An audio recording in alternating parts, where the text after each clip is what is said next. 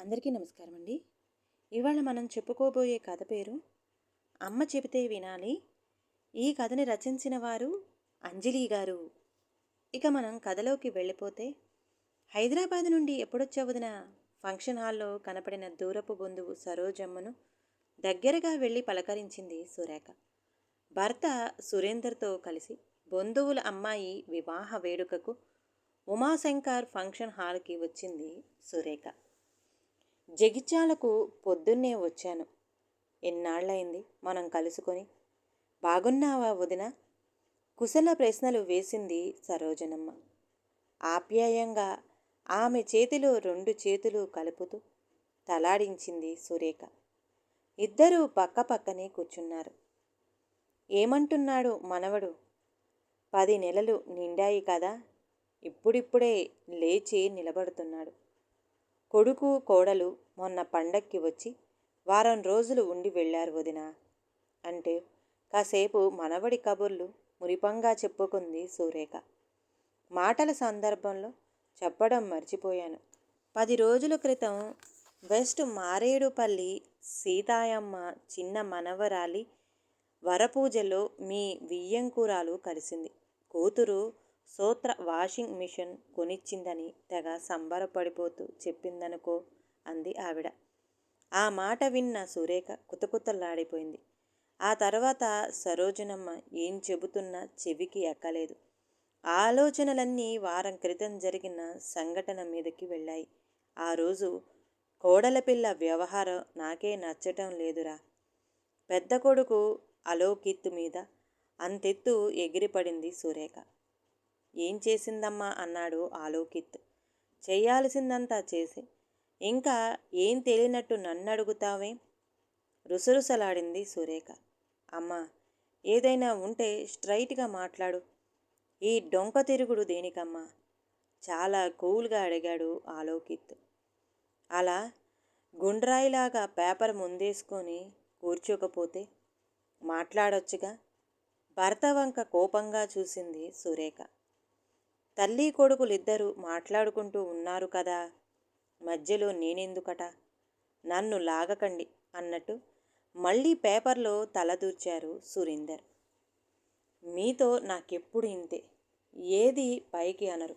అనవసరంగా నన్ను ముందుకు తోస్తుంటారు. పిల్లల ముందు డాడీ మంచోడు, అమ్మ చెడ్డది అవుతుంది. భర్త మీద కోపం ప్రదర్శించింది. మన పిల్లల ముందు మనం చెడ్డవాళ్ళం అవ్వడం ఏంటి సురేఖ? అయినా దానికి నువ్వే అనవసరంగా ఆవేశపడుతుంటావు. ఆ తర్వాత ఇలా ఎందుకన్నానా అని బాధపడుతుంటావు. నీకిది మామూలేగా. భార్యను సముదాయించే ప్రయత్నం చేశాడు సురేందర్. మీరు నోరు మెదపనప్పుడు నేనైనా విషయం కదపాలి కదా. మీరు కలుగ చేసుకోనప్పుడు అన్ని పనులు చక్కదిద్దాల్సిన బాధ్యత నాదేగా అంది ఉక్రోషంగా.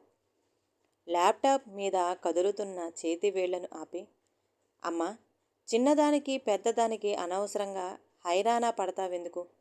ఏం చెయ్యాలో ఏం చెయ్యకూడదో అన్నయ్యకు తెలీదా? తనేమైనా చిన్నపిల్లాడా? పెద్ద సాఫ్ట్వేర్ కంపెనీలో 20 మంది ఉన్న ఒక బ్యాచ్కి లీడర్. వదిలే అన్నాడు చిన్న కొడుకు అన్విత్. నోరు ముయ్. నువ్వు జాబ్లో చేరి 3 నెలలు అయ్యిందో కాలేదో, అప్పుడే నాకు సలహాలు ఇస్తున్నావా? చిన్న కొడుకు మీద గెయ్యిమని లేచింది సురేఖ.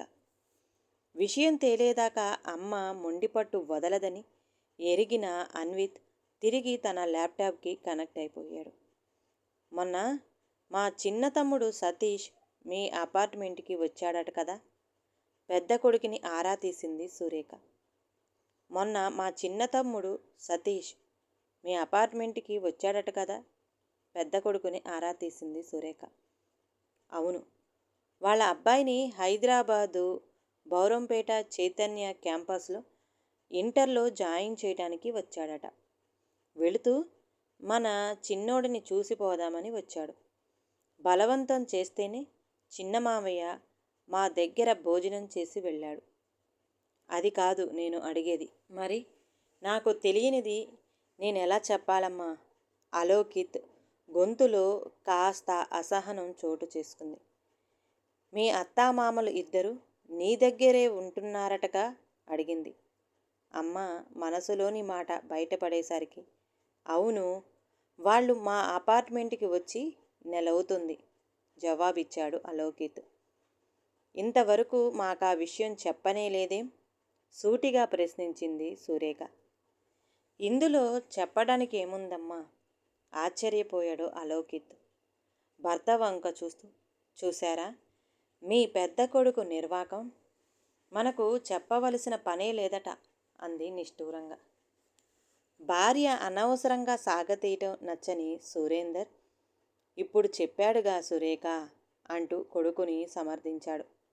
ఆ అడిగితే చెప్పాడులేండి, అయినా ఎన్నాళ్ళుంటారట? కొడుకుని తిరిగి ప్రశ్నించింది. చిన్నోడు వాళ్ళ అమ్మమ్మకి బాగా మాలిమి అయ్యాడమ్మా. స్తోత్ర కూడా హ్యాపీగా వర్క్ ఫ్రమ్ హోమ్ చేసుకుంటుంది. వాడి నుంచి ఎలాంటి డిస్టర్బెన్స్ లేకుండా క్లియర్గా విషయం చెప్పాడు అలోకిత్. అదేమీ పట్టించుకోకుండా నేను అడిగిన దానికి సమాధానం రాలేదు. వాళ్ళిద్దరూ నీ దగ్గర ఎన్నాళ్ళు ఉంటారు? తిరిగి రెట్టించింది. చిన్నోడు ఇప్పుడిప్పుడే బోర్లా పడుతున్నాడు కాదమ్మా. వాళ్ళమ్మ సహాయం లేకుండా అటు జాబ్ని, ఇటు పిల్లాడిని, వంట పనుల్ని స్తోత్ర ఒక్కతే చేసుకోవాలంటే ఎలా కుదురుతుంది? నేను ఎంత స్తోత్రకి సహాయపడుతున్నా మా ఇద్దరి వల్ల కావడం లేదమ్మా. ఉండని, ఎన్ని రోజులని ఏముంది? తల్లికి నచ్చ చెప్పాడు అలోకిత్. ఇదేమైనా అమెరికానా? అత్తమామలను రప్పించుకుని ఇంట్లో ఉంచుకోవడానికి? మన బంధువులు నలుగురు నానా మాటలు అంటుంటే నాకు అదోలా అనిపిస్తుంది. అసహనం వ్యక్తం చేసింది. ఇందులో ఇబ్బంది పడాల్సింది ఏముందమ్మా? వాళ్ళెవరో ఈ ఇష్యూ గురించి మాట్లాడటం కూడా విడ్డూరంగా ఉంది. మనం చేసే పనులు కొత్తగా వింతగా ఉన్నప్పుడు 10 మంది పలు రకాలుగా అనుకోవడంలో తప్పేముంది? అమ్మా అర్థం చేసుకోలేకపోవటం, దీన్ని రాద్ధాంతం చేయడం నచ్చలేదు అలోకిత్కి. పోనీ ఆ 10 మంది ఎవరో వచ్చి స్తోత్రకి హెల్ప్ చెయ్యమను. వాళ్ళ పేరెంట్స్ ఇద్దరు వెనక్కి వెళ్ళిపోతారు అన్నాడు గట్టిగా. కొడుకు ముఖ కవళికలు మారుతూ ఉండటం గమనించిన సురేఖ, అది కాదు నాన్న, మీరిద్దరూ ఎలాగూ ఒంటరిగా ఉంటున్నారు. వాళ్ళు మీ ఇంటికి వచ్చి ఉండడం కాకుండా మిమ్మల్ని తీసుకెళ్ళి వాళ్ళ ఇంట్లోనే ఉంచుకోవచ్చు కదా. వాళ్లకు మాత్రం స్తోత్ర తప్ప ఎవరున్నారు అన్నది నింపాదిగా. ఆమె తన ఆలోచనను కొడుకు ముందు వ్యక్తపరచడంతో, ఆ ఇంట్లో ఈ ఇంట్లో అని ఏముందమ్మా, ఎక్కడైనా ఒకటేగా. పైగా మా ఇద్దరి ఆఫీసులకి దగ్గరేనే కదా, సిటీకి అంత దూరంగా అపార్ట్మెంటు తీసుకుని ఉంటున్నది అన్నాడు. అమ్మ చెబితే వింటావనుకున్నాను. ఏమో ఈ మధ్య నేను ఏది చెప్పినా నీకు చెవికి ఎక్కడం లేదు అంది నిరసనగా.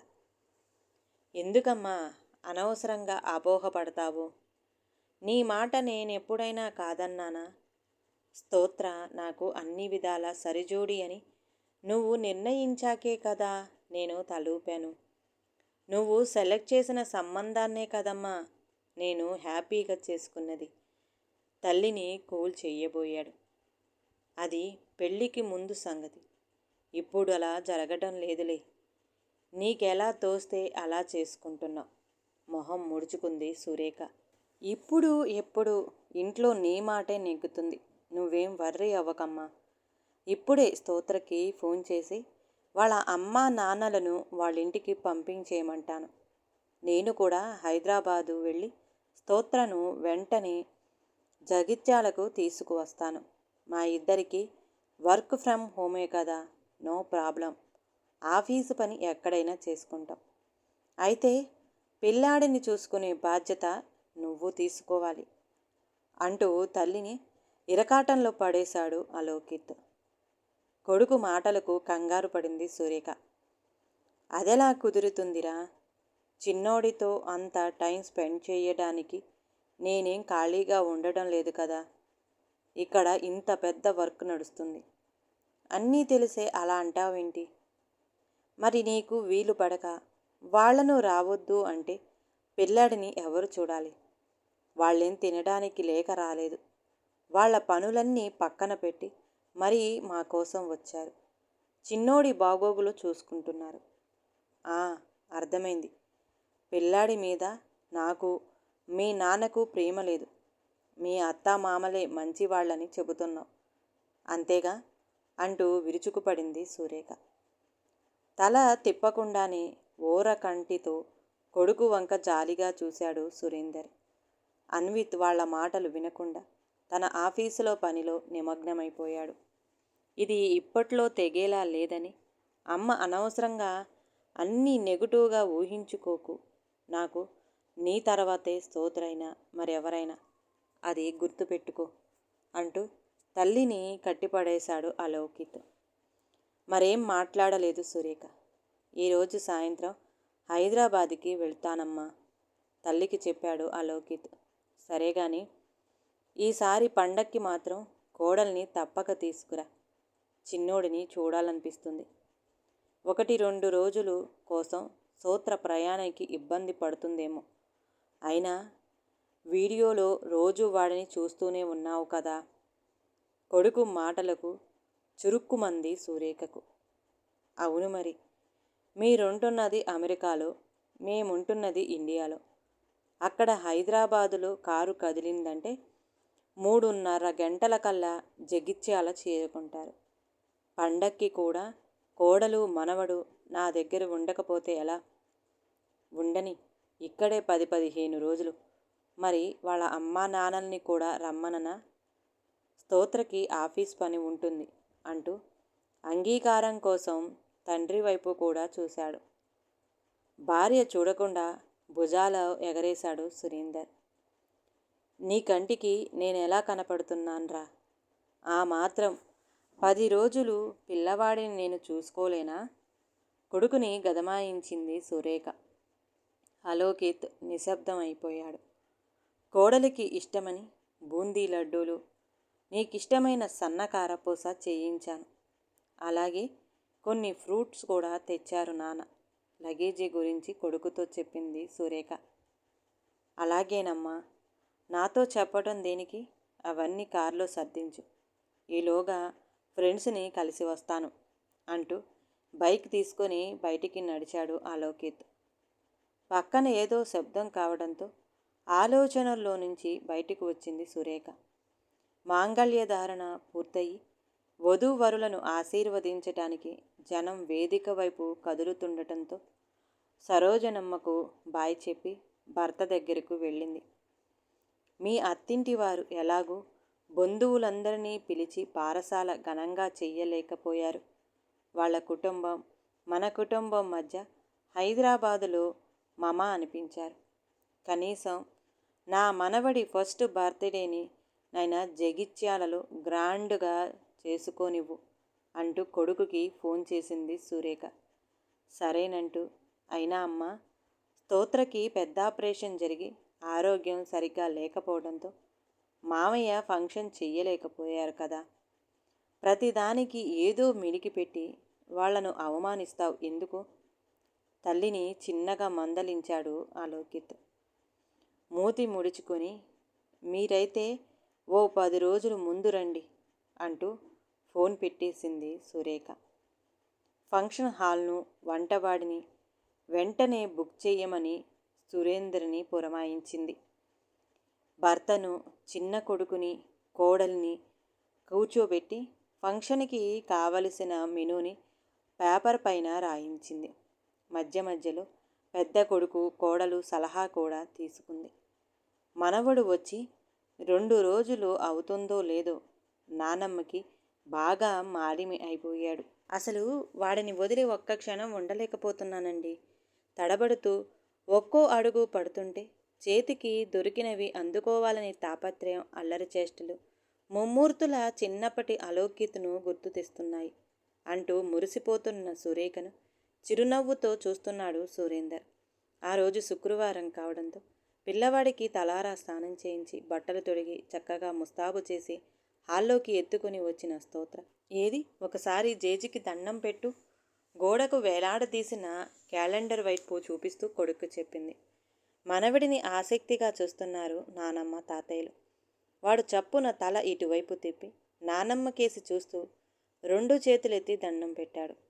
సోఫా నుంచి లేచిన సురేఖ మనవడి దగ్గరికి వెళ్ళి బుగ్గలు నిమురుతూ క్యాలెండర్ వైపు వాడి తల తిప్పుతూ జేజికి దండం పెట్టు అంది ప్రేమగా. మళ్ళీ వాడు తల ఈ వైపే తిప్పి నానమ్మకి దండం పెట్టాడు. అదేంటమ్మా, దేవుడికి దండం పెట్టమంటే వాడు నాకు పెడుతున్నాడేమిటి? ఆశ్చర్యపోతూ అడిగింది కోడలిని. బెడ్రూమ్లో నుండి వస్తున్న అలోకిత్ తల్లి మాటలు వింటూ, అదంతే అమ్మా, నీ కోడలు వాడికి అలా నేర్పి వదిలేసింది. రోజు మా దగ్గర నీ ఫోటో చూపిస్తూ జేజికి దండం పెట్టమంటూ వాడికి అలా అలవాటు చేసింది అన్నాడు నవ్వుతూ. అది వింటున్న సురేఖకి నోట మాట రాలేదు. మనవణ్ణి కోడలు చేతుల్లో నుంచి తీసుకొని హృదయానికి హత్తుకుంటూ ప్రేమాతిశయంతో బోలెడన్ని ముద్దులు కురిపించింది. మధ్యాహ్నం అందరికీ భోజనాలు అయ్యాక కాస్త నడుం వాల్చింది సురేఖ. కన్ను అంటుకుంటుండగా మొబైల్ మోగటంతో చేతుల్లోకి తీసుకుంది. హాయ్ పెద్దమ్మ, పనులు ఎలా జరుగుతున్నాయి? ముందు వదినకు కాల్ చేశాను, ఎత్తకపోయేసరికి మీతో మాట్లాడుతున్నాను. ఫోన్లోనే నిహారిక గొంతు కంగుమంది. పిల్లాడిని తీసుకుని ఇప్పుడే బెడ్రూమ్లోకి వెళ్ళింది. పడుకుందో, ఆన్లైన్లో మీటింగ్ అటెండ్ అవుతుందో. అది సరే, వారం ముందుగానే నిన్ను వచ్చేయమన్నాను కదే, ఇంకా బయలుదేరలేదా? కోపంగా అడిగింది చెల్లెలు కూతుర్ని సురేఖ. మళ్ళీ కొత్తగా అడుగుతావేం పెద్దమ్మా? మా అత్తమ్మ గురించి నీకు తెలిసిందేగా, ఆమె చెప్పిందే అందరూ వినాలి. బర్త్డేలకి వారం ముందు అవసరమా? ఓ రోజు ముందు అబ్బాయి నువ్వు వెళ్ళండి చాలు అంటూ ఎప్పుడో బ్రేక్ వేసింది. నిహారిక గొంతులో నిరుత్సాహం కనపడింది. తిరిగి యు ఆర్ గ్రేట్ పెద్దమ్మ, సురేఖని అభినందించింది నిహారిక. ఏంటే పొగడతలు మొదలుపెట్టావు? ఈ బర్త్డేలకి ఆడబిడ్డలకు కట్నాలు ఏమీ ఉండవు. మళ్ళీ మనవడి పెళ్ళికే నీకు కట్నాలు ముట్టేది అంటూ నవ్వింది. అప్పుడు వడ్డీతో సహా తీసుకుంటాలే గాని, ఇది ఎంత మంచి మనసు కాకపోతే స్తోత్ర వదిన వాళ్ళ అమ్మ వాళ్ళకి తన జీతం డబ్బులతో వాషింగ్ మిషన్, ఫ్రిడ్జ్, అంత పెద్ద టీవీ కొనిస్తుంది చెప్పు. ఇవన్నీ స్తోత్ర తల్లికి కొనిపెట్టిందా? నిహారిక మాటలు సురేఖకు మింగుడు పడలేదు. మా అమ్మ కూడా నా చదువు కోసం ఎంత తాపత్రయపడిందో నీకు తెలుసు కదా పెద్దమ్మ. నేను బుక్కు వదలకుండా కూర్చుంటే నాతో పాటు రాత్రిళ్ళు మేలుకునేది. నేను చదువు ధ్యాసలో పడి ఒక్కొక్కసారి తినకపోతే తాను ఉపవాసం ఉండేది. అలాంటి అమ్మ కోసం నేను ఇప్పుడు సాఫ్ట్వేర్ జాబ్ చేస్తూ వేలకు వేలు సంపాదిస్తున్నా ఏమీ చెయ్యలేని అశక్తురాలినయ్యాను మా అత్తమ్మ చలవ వల్ల. ఆమె గొంతు తడిబారటం ఫోన్లో తెలుస్తుంది సురేఖకి. మొట్టమొదటిసారిగా నిహారిక మాటలు ఆమెను ఆలోచనలో పడేశాయి. తనకి ఒక కూతురు ఉంటే తెలిసి ఉండేదేమో అనుకుంది. కన్నవాళ్ళు 25 సంవత్సరాల దాకా ఆడపిల్ల బరువు బాధ్యతలు మోసి ఒక ఉద్యోగస్తురాలిగా ఉన్నత స్థితికి చేర్చి అత్తవారింటికి పంపగానే ఆ అమ్మాయి సొమ్ముపైన హక్కు మొత్తం అత్తవారింటిది అవుతుందా? ప్రయోజకురాలైన ఒక ఆడపిల్ల పెళ్ళై మెట్టినింట అడుగు పెట్టాక తన తల్లిదండ్రుల గురించి ఏమీ పట్టించుకోకూడదా? వాళ్ళ కోసం ఏమీ చెయ్యకూడదా? నిహారిక తన కుటుంబం గోడు వెళ్ళబోసుకున్నట్టుగా అనిపించలేదు. తన తోటి ఆడపిల్ల అందరి తరపున నిలబడి సమాజాన్ని నిలదీస్తున్నట్టుగా అనిపించింది సురేఖ. ఉలిక్కిపడింది. ఈ టైంలో ఈ గోల ఎందుకు గాని? 2 రోజుల్లో మా ఆయనతో కలిసి నేను అక్కడుంటా. బాయ్ పెద్దమ్మ అంటూ ఫోన్ పెట్టేసింది నిహారిక. మొదట నిహారిక చెప్పిన మాట చెవిన పడగానే సాయంత్రం పెద్ద కొడుకుని పిలిచి దుమ్ము దులపాలి అనుకుంది సురేఖ. కానీ నిహారికతో ఫోన్ సంభాషణ ముగిశాక మెత్తపడిపోయింది. నిజమే, తను భర్త ఇద్దరు కూడా పిల్లల కోసం ఎంత కష్టపడి వాళ్ళని వృద్ధిలోకి తెచ్చారు. ఆ హక్కుతోనే కదా అప్పుడప్పుడు తన మాటే వినాలని పట్టుబడుతుంది. ఆడపిల్లైనా అంతే కదా మరి. ఒక పెళ్ళైన ఆడపిల్ల తన తల్లిదండ్రులకు సహాయం చేస్తూ పుట్టింటి చిన్న చిన్న అవసరాలు తీరిస్తే తప్పేమిటి అంటూ తొలిసారిగా సురేఖ ఆలోచనలు పాజిటివ్గా సాగాయి. మనవడి ధ్యాసలో పడి ఒక్కొక్కసారి సురేఖకు బయట గదిలో మగ్గం వర్క్ చేస్తున్న వర్కర్ల దగ్గరకు కూడా వెళ్ళాలి అనిపించేది కాదు. నానమ్మతో దోస్తానా బాగా పెరిగింది వాడికి. ఆమె తినిపిస్తేనే తినేవాడు. తాతయ్య మనవడి కోసం తినడానికి బయట నుండి ఏదైనా కొని తెచ్చి ఒక్క ముక్క వాడి నోట్లో పెట్టబోతే దాన్ని తీసుకెళ్ళి నానమ్మ నోటికి అందించేవాడు. నిజంగా సురేఖ గుండె గోదారై పొంగేది అలాంటి క్షణంలో. మనవడి సమక్షంలో నిజంగా మైమరిచిపోతున్నానండి. నా పిల్లల విషయంలో కూడా ఇంతగా ఆనందాన్ని పొందలేదు. ఇన్ని రోజులు వీరిని ఎలా మిస్ అయ్యానా అని ఇప్పుడు అనిపిస్తుంది అంటూ భర్త సురేందర్తో చెబుతూ మురిసిపోతుంది సురేఖ. నువ్వు ఎప్పుడు ఇంతేగా సురేఖ, కోపం వచ్చినా ఆపలేం, ఆనందం వచ్చినా పట్టలేం అంటూ నవ్వి ఊరుకున్నాడు సురేంద్ర. ఆఫీసు వర్క్ లేకుంటే ఒకసారిలా వస్తావా స్తోత్ర? కోడలకి వినపడేలా పిలిచింది సురేఖ. చెప్పండి అత్తమ్మ, బయటికి వచ్చింది స్తోత్ర. బుజ్జిగాడి బర్త్డే రోజున మీ అమ్మా నాన్నలకు మనం కొత్త బట్టలు పెడదాం, ఏమంటావు? కోడలిని కలిపింది సురేఖ. భర్త సురేంద్రతో పాటు అక్కడున్న ఇద్దరు కొడుకులు కోడళ్ళు కూడా ఆశ్చర్యపోయారు. ఆవిడ సరికొత్త సాంప్రదాయానికి తెరతీస్తూ మాట్లాడుతున్న మాటలకు. మీరెలా చెబితే అలా బదులిచ్చింది స్తోత్ర. ఏం పెట్టినా ఆడపిల్ల తరపు వాళ్లే పెట్టాలి, ఏం తీసుకున్నా మగపిల్లాడి తరపు వాళ్లే తీసుకోవాలి అంటుంటావు కదమ్మా. నవ్వుతూ తల్లి మాటలు తల్లికే అప్పచెప్పాడు అలౌకిత్. వదిన దగ్గర నుండి చిన్నోడిని తీసుకుంటూ మధ్యలో అడ్డు తగులుతాం వేమ్రా అన్నయ్య, అమ్మ చెబితే వినాలి అంతే నవ్వుతూ అన్నాడు అన్విత్. ఆట పట్టించడం చాలు, ఇక నుంచి ఎంబ్రాయిడరీ వర్కులు, వర్కర్ల పేమెంట్లు అన్నీ చిన్న కోడలు చూసుకుంటుంది. నేను నా మనవడితో ఆడుకుంటాను. స్తోత్ర వర్క్ ఫ్రమ్ హోమ్ నడిచేంత వరకు నువ్వెక్కడికి వెళ్లాల్సిన పని లేదు, ఇక్కడ ఉండిపోవాల్సిందే అంటూ ఇద్దరి కోడళ్ల వంక చూసింది. తలలూపారిద్దరు. ఇప్పటి నుండి నాకు నలుగురి పిల్లలు అని చెప్పుకుంటాను, కోడళ్ళు కాదు, ఇక నుండి మీరిద్దరూ నా కూతుళ్ళే అని చెబుతుంటే స్తోత్రతో పాటు శర్మిత వంగి అత్తమామల పాదాలు తాకింది. అన్విత్తో ఆడుకుంటున్న మనవడిని సురేఖ రెండు చేతులతో పైకెత్తుకుని, ఎరా కన్నయ్య, నన్ను విడిచి నువ్వు ఎక్కడికి వెళ్ళడం లేదు సరేనా అనగానే వాడికి ఏమర్థమైందో నానమ్మ ముఖంలో ముఖం పెట్టి ముద్దులతో ముంచెత్తాడు. అక్కడున్న వాళ్ళిద్దరిలో ఆనందంతో నవ్వులు వెల్లివిరిశాయి.